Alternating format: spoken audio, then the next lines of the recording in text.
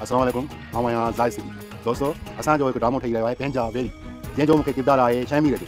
हाजन थी वियो आहे मूंसां गॾु, हुनजो मां नंढो भाउ आहियां। हाजन थी वियो आहे सांबल। त इहो प्रोग्राम हलंदो ड्रामो सिंध टीवीअ ते, ॾिसण न विसारींदा पंहिंजा वेरी, जंहिंजो डायरेक्टर आहे चौधरी असगर ताईं, को डायरेक्टर आहे बाबा फारूक, ऐं कैमरामैन आहे माजिद शाह, ऐं प्रोग्राम मैनेजर आहे हैदर छजड़।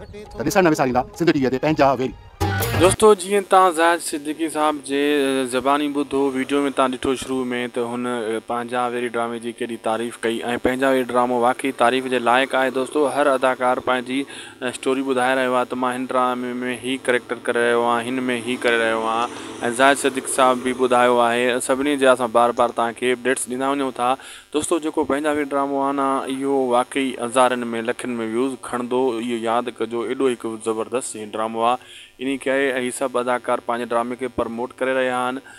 इहा सुठी ॻाल्हि आहे जेको आहे न ऑडियंस ताईं, माण्हुनि ताईं, व्यूअर्स ताईं इहा ॻाल्हि पुॼंदी जॾहिं त हीउ ड्रामो अची रहियो आहे त हू ज़रूरु इन ड्रामे जो इंतज़ारु कंदा।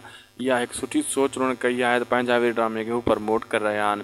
हाणे रही ॻाल्हि बाक़ी रियासत ड्रामे जी, ॾिसूं केतिरनि वारनि जो जेको रियासत ड्रामो आज़म मंगल वारनि जो अचे थो, उहे पंहिंजे ड्रामे खे केतिरो प्रमोट कंदा, उहो केतिरी व्यूअरशिप खणंदो, उहो त तमामु जल्द अचण वारे टीज़रनि में ख़बर पइजी वेंदी। उहो ड्रामो बि ज़बरदस्त ड्रामो आहे। तव्हां कहिड़े ड्रामे जे लाइ इंतज़ार में आहियो, कंहिंजी ख़ुशी तव्हांखे घणी आहे, इहो कमेंट बॉक्स में ज़रूरु लिखिजो ऐं असांखे कमेंट बॉक्स जे कमेंट जे ज़रिए पाण जवाबु तव्हां ॾेई सघो था पिया, पंहिंजी राय खां असांखे आगाह करे सघो था पिया। अगरि वीडियो सुठी लॻी त लाइक, सब्सक्राइब, शेयर करणु न विसारींदा शाहिद खोसो व्लॉग खे।